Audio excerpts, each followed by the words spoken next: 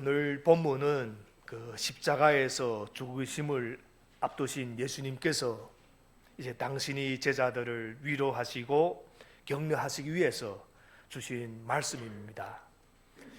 왜 제자들에게 위로와 격려가 필요했겠습니까? 그들은 곧 예수님을 이 세상에서 잃고 홀로 남게 될 것이기 때문입니다. 주님 없이 그들끼리만 남게 될 뿐만 아니라 주님처럼 그들도 박해를 받을 것이고 출교를 당하고 죽임을 당하기까지 할 것이기 때문입니다. 그래서 잘못하면 실족할 수도 있을 것이고 주님에 대한 믿음을 아예 버릴지도 모르는 일이었기 때문입니다. 이러한 이유에서 예수님께서는 제자들이 지금까지 택하고 걸어온 길이 진리의 길이고 궁극적 승리의 길이며 끝까지 지켜나가야 할 길임을 확신시킴으로써 그들로 하여금 근심을 떨쳐버리고 실족하지 않게 하시려고 오늘 본문이 말씀을 주신 겁니다. 오늘 본문 말씀 1절 우리 함께 읽겠습니다. 1절 말씀, 내가 너에게 이 말을 한 것은 너희를 넘어지지 않게 하려는 것이다. 예수님은 제자들이 넘어지지 않게 하시려고 이 말씀을 한다고 하십니다. 다른 번역본에서는 실족하다 라는 말로 죄에 빠진다 라는 뜻으로 배교에 가까운 그런 넘어짐을 말합니다.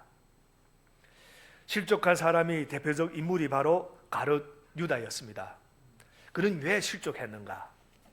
자신이 목적을 이루기 위해 예수님을 따라다니다가 자기가 원하는 길을 예수님이 가지 않으신다는 것을 깨닫고는 다른 길로 떠나간 겁니다.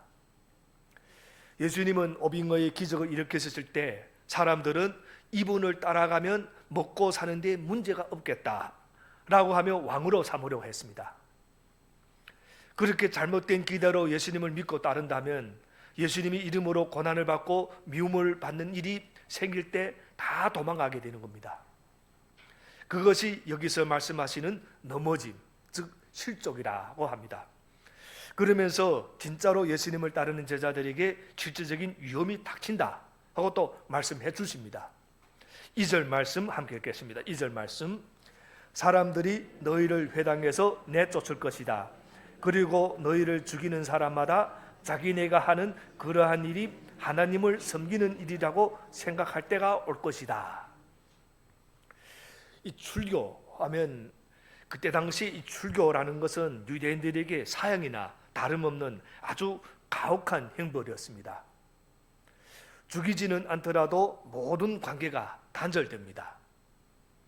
가족과의 관계가 단절되고 친구 및 이웃과의 관계도 단절되고 무엇보다도 법적 권리를 다 잃어버리게 됩니다. 살고 있지만 죽은 사람 취급을 받는 것이 그때 당시 출교였습니다. 심지어 유대인들은 예수님이 증인인 제자들을 죽일 것인데 그러한 일이 하나님을 섬기는 일이라고 생각할 것이라. 그들 유대인들 자신은 이 일이 하나님 일이라고 생각할 것이라 하고 그렇게 할 것이라고 하십니다. 그렇게 한 또 대표적인 인물이 바로 사도 바울이었습니다. 사도행전을 보면 그가 사울이라는 히브리적 이름으로 활동할 때 예수 믿는 사람들을 잡아다 죽이는 데 자기 인생을 걸었습니다. 지키지도 않았는데 먼 곳에까지 쫓아가서 잡아서 죽이려고 했습니다. 그런데 사울이 이건 잘못인데 이러면 안 되는데 하면서 양심의 가책을 받으면서 그렇게 한 거 아니었다는 겁니다. 열정을 가지고 하나님을 위해서 한다고 생각하며 그렇게 했다는 겁니다.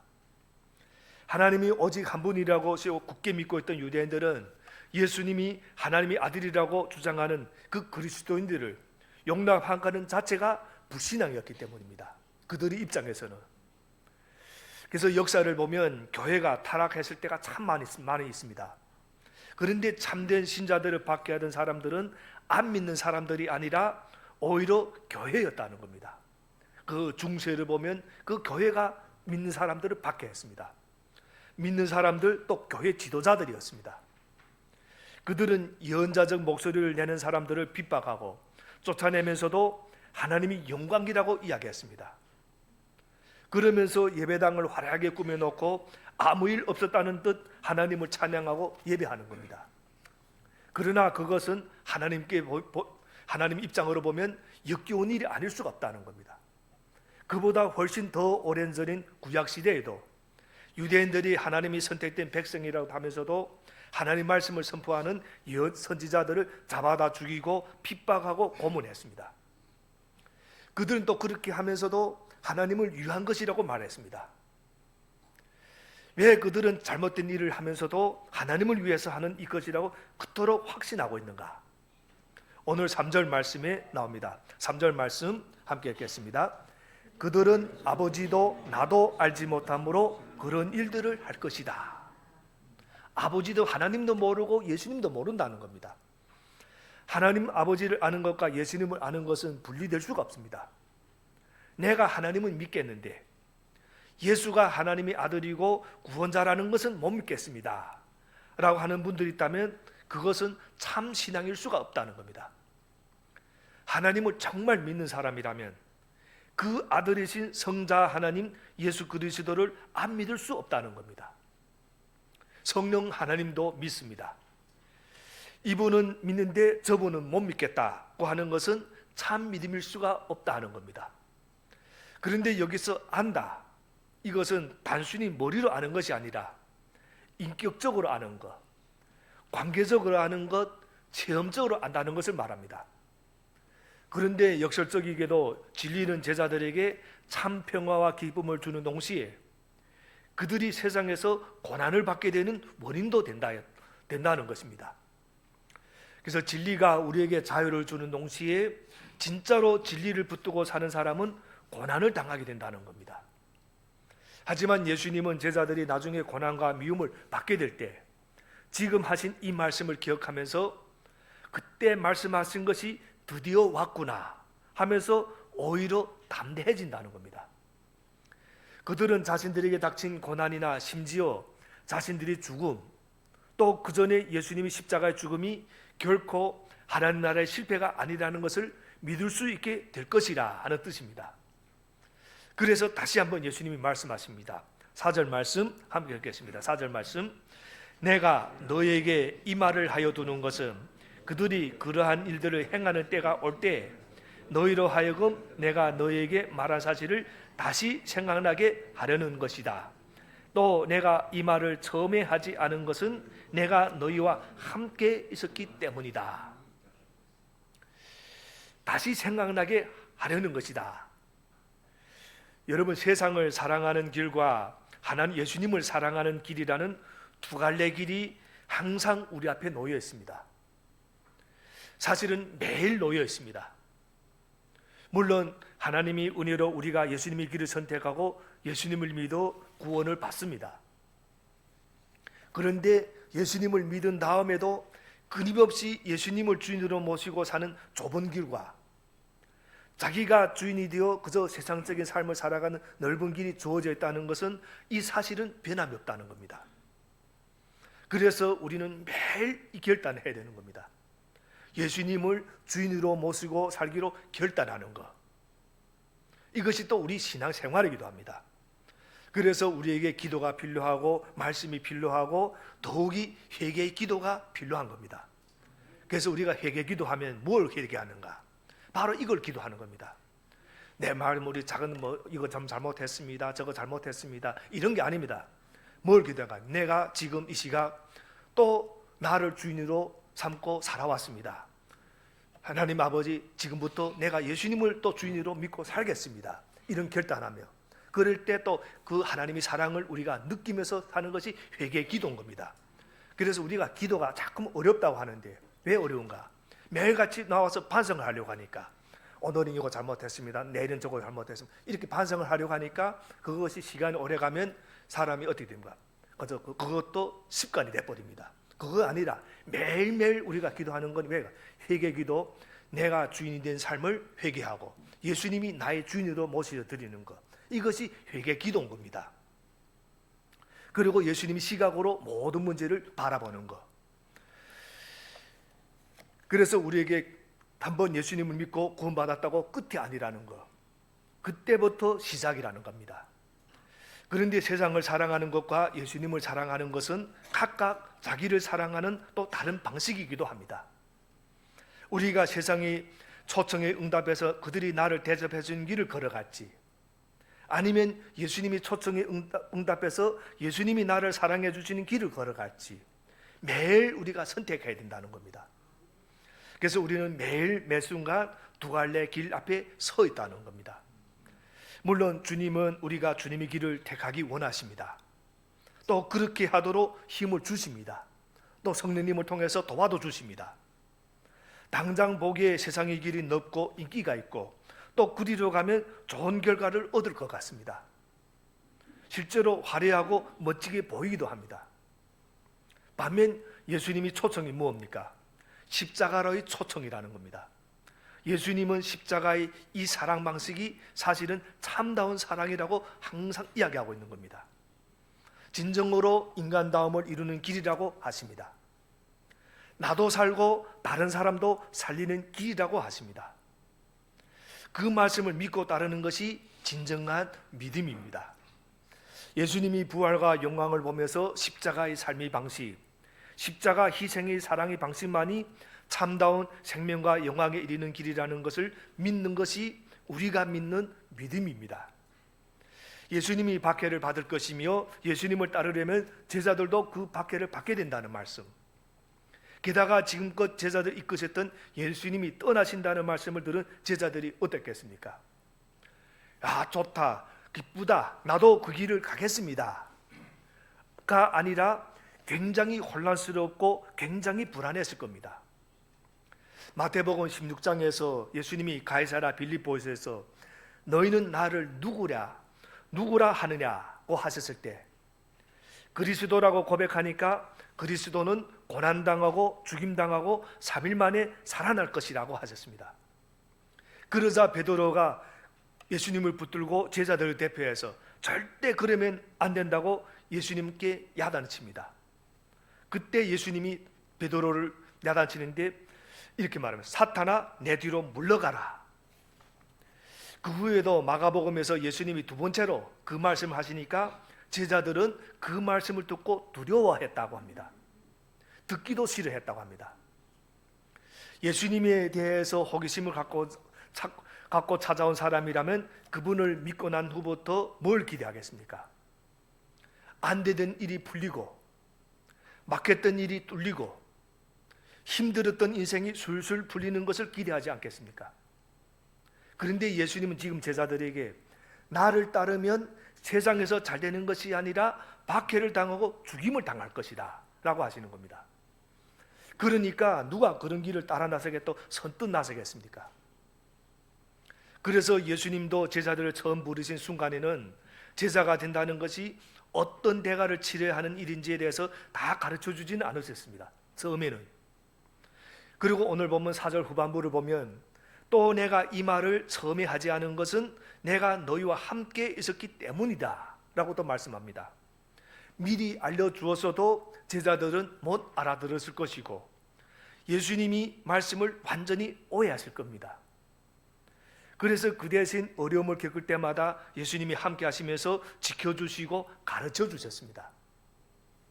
하지만 이제 곧 예수님이 십자가에 돌아가시고 부활하시고 하늘로 올라가시면 제자들은 이제 예수님 없이 자기들끼리 미움을 당하고 박해를 당하고 죽임을 당하는 그런 상황을 만나게 되는 겁니다.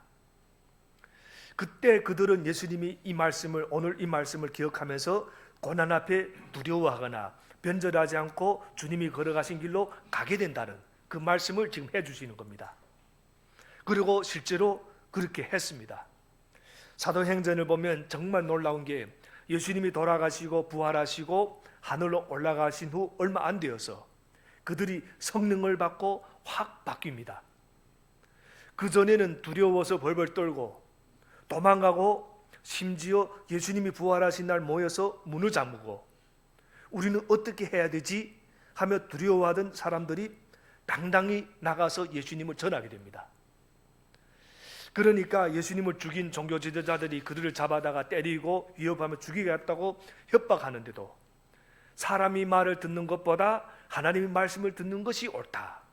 우리는 이 일의 증인이다 라고 했습니다. 성령이 오신 다음 이 모든 일이 가능했다는 겁니다. 그리고 오늘 본문을 다시 보면 예수님께서는 한 가지 마음에 걸리는 것이 있었습니다. 3년 반 동안 자신과 함께한 제자들이 아직도 예수님의 말씀을 충분히 이해하지 못한다는 사실이었습니다. 그 마음을 예수님이 이렇게 표현하신 겁니다.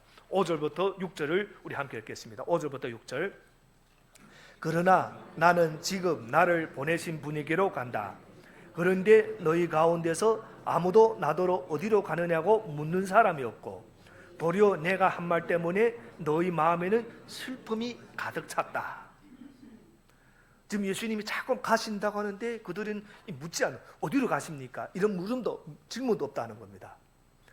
예수님은 자신이 이제 나를 보내신 분, 즉 하나님 아버지께로 간다고 말씀하십니다. 그런데 제자들 중에 아무도 예수님이 어디로 가시는지 묻는 자가 없다고 약간은 좀 이상한 말씀을 하십니다. 사실 제자들은 앞에서 이미 이 질문을 한 적이 있습니다. 베드로는 주님 어디로 가십니까? 라고 질문했고, 도마도 주님, 우리는 주님께서 어디로 가시는지도 모르는데 어떻게 그 길을 알겠습니까? 라고 질문했습니다. 그때 예수님은 베드로에게 자신은 아버지께로 가는데 지금은 따라올 수 없다고 하셨고, 도마에게는 예수님 자신이 길이요 진리요 생명이라고 말씀하셨습니다. 그러니까 이 말씀은 그때는 제자들이 그 뜻을 알지 못한 채 어디로 가시는지 물었지만 지금은 어디로 가시는지를 알면서도 묻지 않는다고 하시는 겁니다. 그러니까 그때는 정말 몰라서 물었습니다. 그리고 예수님이 그 대답을 주셨습니다. 그런데 지금 이 상황에서는 어떻게 제자들이 알면서도 묻지 않는 겁니다. 바로 앞에서 예수님은 자신을 따르는 제자들이 출교를 당하기도 하고 심지어 죽임을 당할 것이라고도 했습니다. 그리고 그런 일은 예수님이 먼저 당할 것이라고 하셨습니다. 지금 이 말씀을 하실 때는 아직 돌아가셨을 때가 아니라 이제 몇 시간 후 잡혀 돌아가시게 되는데, 그러니까 여기서 예수님이 간다고 하실 때 그것이 곧 내가 곧 죽는다 하라는 뜻입니다. 제자들은 그것을 알고도 전혀 묻지 않는다는 겁니다. 그 이유는 그 말씀을 듣고 제자들의 마음에 슬픔이 가득하기 때문이라고 합니다.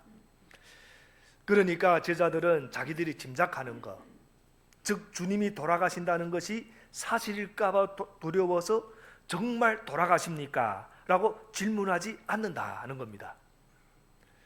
제자들에게는 아직도 예수님을 통해 자신의 욕망을 이루고 싶은 마음이 남아있다는 겁니다. 끝까지 예수님이 왕이 되실 기대를 포기하지 못하고 있습니다. 그들은 예수님이 드디어 사형 선고를 받고 십자가를 지고 가실 때야 이제 들렸구나 하고 다 도망을 갑니다. 그리고 예수님은 부활하시고 40일 후에 하늘로 승천하기 직전에 그 유명한 말씀을 하셨습니다. 사도행전 1장 8절. 그러나 성령이 너희에게 내리시면 너희는 능력을 받고 예루살렘과 온 유대와 사마리아에서 그리고 마침내 땅끝에까지 이르러 내 증인이 될 것이다. 그런데 이 말씀을 하신 이유는 그들이 또 물어봤기 때문입니다. 이 말씀이 그 배경이 있습니다. 그 앞에 주님이 하나님 나라를 이룰 때가 지금입니까? 이때 제자들이 질문한 질문입니다. 부활의 능력을 보여주셨으니까 그 능력으로 이제 드디어 왕이 되시는 겁니까?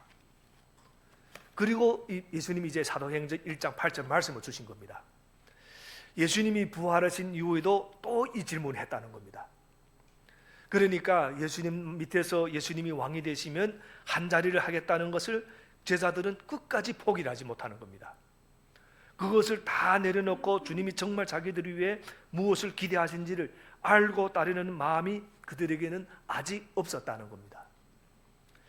예수님 앞에서 너희는 마음에 근심하지 말라, 하나님을 믿으니 또 나를 믿으라고 하고 제자들을 위로해 주시면서 예수님이 가시는 것은 영원한 이별이 아니라 함께 거하실 것을 마련할 것이라고도 하셨습니다.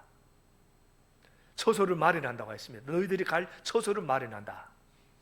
그러니까 죽는 것도 이야기하셨지만 하늘에 올라가실 것도 이야기하셨습니다.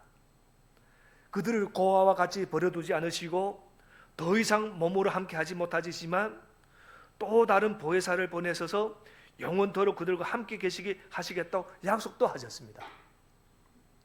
또한 무엇보다도 보혜사 성령이 예수님이 하신 모든 말씀을 생각하게 하심으로써 세상이 줄 수 없는 평안을 주실 것이니 마음에 근심하지 말고 두려워하지 말라고도 말씀하셨습니다.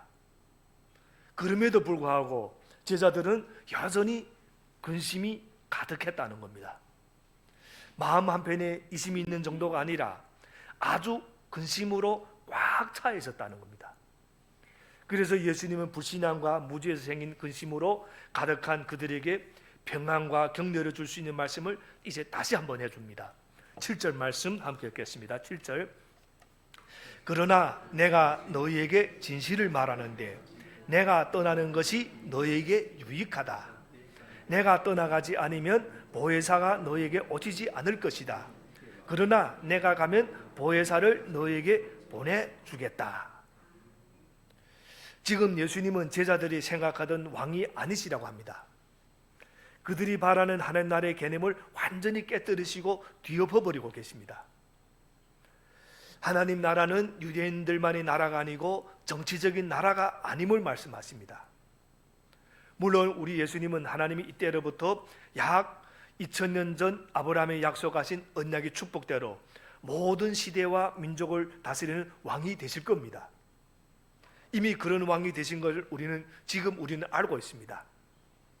단지 자신을 따르는 소수의 제자들에게만 영광을 주고 떵떵거리게 하는 나라가 아니라 죄 아래에서 사망의 노예로 사는 전 인류를 구원하시고 자유를 얻게 하는 그런 하나님 나라를 세우신다는 겁니다.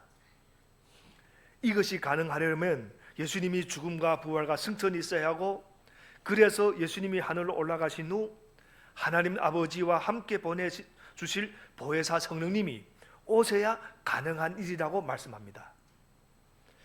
육신이 예수님이 떠나시고 영이신 보혜사 성령님이 오시면 이전과 다른 방식으로 주님이 제자들 가운데 임재하시면서 다른 방식으로 다스릴 것입니다. 지금 우리는 이것을 성경을 통해서 다 알고 있습니다. 하지만 오늘 본문에서의 제자들은 아직 그것을 잘 이해하지 못하는 상태라는 겁니다. 그러므로 예수님은 여기서 내가 떠나는 것이 너희에게 유익이라 하고 말씀하신 겁니다. 3년 반 동안 예수님을 따라다니는 제자들이 관심의 대상이 무엇이었겠습니까? 예수님이 아니었습니다. 예수님이 아니라 예수님을 통한 자신들이 성공이었다는 겁니다. 예수님을 통해 얻는 유익을 보고 예수님을 따라다니는 것이지 예수님 자체만 보고 따라다닌 게 아니었습니다. 그랬기 때문에 자기들이 기대가 무너지려는 순간 근심으로 가득하게 될 수밖에 없었습니다. 우리도 똑같습니다. 지금 내가 신앙생활을 하는 목적과 예수님이 나를 통해 이루고자 하시는 것이 서로 다르다면 그 결과가 뭡니까? 우리도 제자들처럼 근심하고 두려워하게 된다는 겁니다. 왜 우리가 신앙생활하면서 신앙생활은 원래 기쁨입니다. 왜냐하면 우리에게는 영생이 주어졌기 때문에. 그런데 왜 우리가 신앙생활하면서 항상 근심하고 염려하고 기쁨으로 신앙생활을 하지 못하는가? 바로 여기에 원인이 있는 겁니다. 가장 큰 축복을 우리가 손에 우리는 가졌습니다. 그런데 우리는 가장 큰 축복을 바라보는 것이 아니라 우리 인생에 생기는 여러 가지 문제 하나하나 그 문제를 보고 우리는 살아가기 때문에 항상 근심이 있고 염려가 있게 되는 겁니다. 그리고 신앙생활을 하면서 근심하고 두려워하는 사람들이 얼마나 많은지 모릅니다. 왜 그렇게 두려워하는가? 왜 그렇게 불안해하는가? 주님이 원하시는 것과 내가 원하는 것이 다르기 때문이 아닌지 우리가 진지하게 잘 살펴볼 필요가 있습니다. 이거는 우리 성도님들만 말하는 게 아닙니다. 저도 포함해서. 그래서 우리는 항상 기도하면서 항상 이 부분을 우리가 다시 한번 회개하는 겁니다. 그래서 예수님이 그 해결책을 주신 말씀이 또 있습니다. 성경에 마태복음 6장 33절입니다. 마태복음 6장 33절, 너희는 먼저 하나님의 나라와 하나님의 일을 구하라. 그리하면 이 모든 것을 너희에게 더하여 주실 것이다. 먼저, 즉 다른 것을 다 관두라고 하는 것이 아니라 먼저 하나님의 나라와 일을 구하라고 하셨습니다. 우선순위를 잘 두라는 말씀입니다. 그러면 내가 바라고 원하는 모든 게 따라온다는 말씀입니다. 그런데 우리는 다른 것부터 먼저 추구하면 아무것도 되지 않는 겁니다. 혹시 온 천하를 얻더라도 생명을 잃어버리게 되는 겁니다. 이제 예수님은 성령이 오시면 구체적으로 어떤 점에서 제자들에게 유익이 되는지 이제 구체적으로 설명하십니다. 먼저 8절부터 11절에서는 성령이 세상을 책망할 것이라고 말씀하시는데, 사실 이 부분은 신학 학자들이 요한복음에서 가장 해석하기 어렵다고 하는 내용이기도 합니다. 그러니까 여러분도 이 말씀을 보면서 그렇게 쉽게 이해되지는 않을 겁니다. 보혜사가 우리에게는 변호인 역할을 하지만 세상을 향해서는 검사 역할, 책망하고 꾸짖는 역할을 한다는 겁니다. 8절 말씀 함께 읽겠습니다. 8절 말씀, 그가 오시면 죄와 이와 심판에 대하여 세상이 잘못을 깨우치실 것이다. 보혜사는 세상의 죄를 드러내시고 그릇된 이 기준을 책망하시고 잘못된 심판을 고소하신다는 겁니다. 보혜사 성령님이 오셔서 세상을 책망하시고 허물을 드러내시는 영역이 여기서 세 가지로 제시되어 있는데, 예수님은 이 세 가지 문제를 이제 하나씩 설명해 주십니다. 첫째는 성령은 죄에 대해서 세상을 책망한다고 합니다. 9절 말씀 함께 읽겠습니다. 9절 말씀, 죄에 대하여 깨우친다고 하면 세상 사람들이 나를 믿지 않기 때문이요. 성령님은 세상이 죄를 짓고 있다는 사실을 드러내시고 책망하시고 고소하십니다. 여러분, 죄가 무엇입니까? 예수님을 영접하지 않는 것이 죄라고 정의합니다. 성경이 말하는 죄는 예수님을 믿지 않는 것이고 그분이 말씀을 따르지 않는 것입니다. 간단히 말해서 죄는 예수님을 주인으로 모시며 살지 않고 자기가 주인으로 사는 것이 성경에서 말하는 죄입니다. 육신이 목숨을 잃는 것보다 더 두려운 것은 자신이 죄인인 줄도 모른 채 세상의 영광만을 추구하다가 영원한 생명을 잃어버리는 겁니다. 또한 도덕적 우월감에 취해서 적어도 자신은 나쁘게 살지 않았다고 스스로 만족해야 하다가 영원한 생명을 잃어버리는 겁니다. 나는 저 사람보다는 괜찮게 살아, 이러다가 거기에 만족하며 살다가 영원한 생명을 잃어버리는 것. 자신을 창조하신 하나님을 인정하는 사람이 되는 것, 그 인간됨을 일상에서 이루며 사는 것, 나도 살고 다른 사람도 살리면서 사는 것, 심지어 내 생명을 내어주면서까지 다른 사람을 사랑하며 살라는 것, 한마디로 하나님을 기쁘시게 하는 삶을 사는 것이 우리 인생의 목적이라고 합니다. 그리고 둘째, 성령은 이에 대해서 세상을 책망하신다고 합니다. 10절 말씀 함께 읽겠습니다. 10절 말씀, 이에 대하여 깨우친다고 하면 내가 아버지께로 가고 너희가 나를 더 이상 못 볼 것이기 때문이요. 여기서 이는 요한복음 전체에서 여기에만 나온 단어입니다. 세상은 자신들만이 정의 기준을 따라서 예수님을 죽였습니다. 유대 종교 지도자들은 고소할 증거가 없었는데도 거짓 증언을 할 자들을 고용하면서까지 예수님을 죽이려고 했습니다. 자신들이 어떤 이가 있기 때문에. 그들에게는 자신들이 기득권을 위협하는 이 예수님을 제거하는 것이 정의였습니다. 빌라도 역시 예수님께서 죽일 만한 제목을 찾지 못했지만 체제 안정과 자신이 정치적 지위를 유지하기 위해서 극악한 정치범들에게만 내리는 십자가형을 선고했습니다. 그것이 그가 말하는 정의였다는 겁니다. 예수님은 내가 아버지께로 가고 너희가 나를 더 이상 못 볼 것이기 때문이요 라고 말씀하십니다. 하나님의 이름으로, 율법의 이름으로 죽임당하신 예수님이 부활하셔서 아버지 하나님께 가신다는 말이 무슨 뜻입니까? 예수님은 무죄임을 하나님 아버지께서 선포하셨다는 뜻입니다. 십자가가 예수님이 죄사함의 사건이라면 부활은 예수님이 무죄를 증명하는 사건이다. 그리고 그분을 의지해서 우리도 그렇게 된다는 것을 약속해 주는 사건입니다. 지금도 우리 그리스도인들은 세상이 주장하는 정의 기준 때문에 고난을 받을 수가 있습니다. 우리가 잘못해서 고난을 받으면 안 되지만 순종하며 정말 예수님을 잘 따르는데도 고난을 받는다면 우리는 어떻게 해야 됩니까? 기뻐해야 될 일이라는 겁니다. 내가 예수님을 이렇게 잘 믿는데 고난을 받는다면 기뻐해야 된다. 그리고 결국 심판하시는 분님은 누구신가? 주님이심을 절대 잊지 말아야겠습니다. 그리고 셋째, 성령은 세상이 내린 심판에 대해 세상을 책망한다고 했습니다. 11절 말씀 함께 읽겠습니다. 11절, 심판에 대해 깨우친다고 하면 이 세상의 통치자가 심판을 받았기 때문이다. 이 말씀 역시 예수님이 십자가를 염두에 두신 것입니다.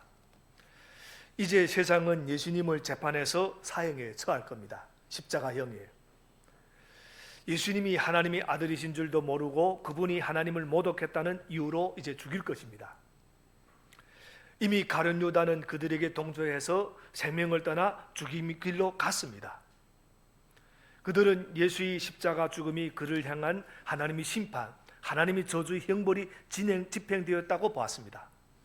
저 십자가에 달려 죽으니까 이미 하나님이 저 사람을 심판했다 하고 생각했습니다. 그래서 그들은 외모로 판단하고 공의롭게 판단하지 않았습니다. 그들은 거짓말쟁이였고 거짓이 아비인 사탄에게 이용을 당했습니다. 그러나 놀랍게도 그들이 승리를 확인하고 환호했던 바로 그 십자가의 진리가 세상의 통치자인 사탄이 심판을 받는 자리였다는 겁니다. 정말 그들은 지금 예수님이 심판받았다고 좋아서 환호했는데 사실은 그 십자가의 자리가 사탄이 심판을 받는 자리였다는 겁니다. 앞에서 예수님은 이렇게 말씀하셨습니다. 이제 모든 세대 사람들에게 예수님을 죽인 이 세상의 심판이 도리어 그들에게 심판을 가져다 줄 가장 끔찍한 죄라는 사실을 성령님이 이제 드러내게 되신다는 것. 따라서 제자들은 비록 예수님처럼 세상에서 심판을 받아 출교를 당하고 옥에 갇히고 심지어 죽임을 당한다 하더라도 결코 자신들이 하나님께 버림을 받아 심판을 당하는 것이 아님을 기억하라는 겁니다. 이것이 예수님이 오늘 주신 말씀입니다. 실제로 성령님이 오셔서 성령 받고 변화된 제자들이 사도가 되어 복음을 전하다 고난을 받고 죽임을 당했지만 이 말씀을 기억하고 순교의 자리까지 갈 수가 있었던 겁니다. 말씀을 마치겠습니다. 오늘 본문 속에 주님이 말씀을 통해 위로받고 아버지와 아들과 성령으로 하나 되신 우리 하나님에 대한 흔들리지 않는 그 믿음으로 오늘이 우리에게 닥친 여러 가지 위기를 담대하게 극복해 나가는 우리 모두가 되기를 바랍니다. 그리고 우리가 살아가는 방식을 통해 이 세상에서 소망을 잃어버린 사람들에게 소망을 주고 그러므로서 성령님이 사역에 동참하여 쓰임받는 성령 충만한 주님의 제자들이 다 될 수 있게 되기를 주님 이름으로 축복합니다. 기도하겠습니다.